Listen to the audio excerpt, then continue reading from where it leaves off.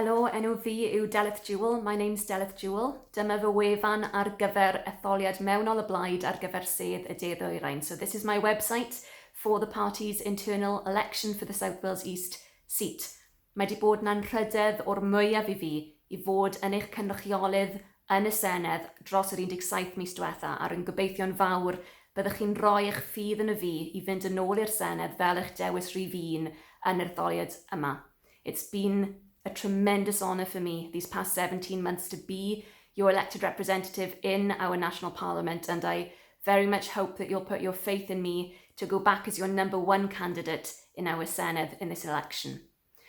Ar y wefan byddwch chi'n ffeindio fy record ynglyn â be fi wedi cyflawni dros yr 17 mis diwetha, yr uchafbwyntiau a be fi'n fwyaf falch ohonyn nhw. So on this website you'll find my record, what I've achieved over the past 17 months and what I'm most proud of, some of the highlights.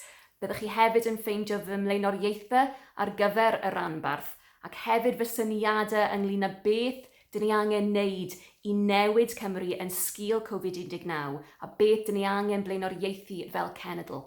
So on this website you'll also find my priorities for the region, for growing our party in this region, and also some of my ideas for what we need to be putting forward as policies to change Wales in the post-Covid future. Os oes gennych chi unrhyw gwestiynau neu unrhyw safbwyntiau ydych chi eisiau cynnig i fi hefyd, croeso i chi gysylltu gyda fi ar e-bost. Bydde fe'n hyfryd i gael chat, bydde fe'n hyfryd i glywed gennych chi.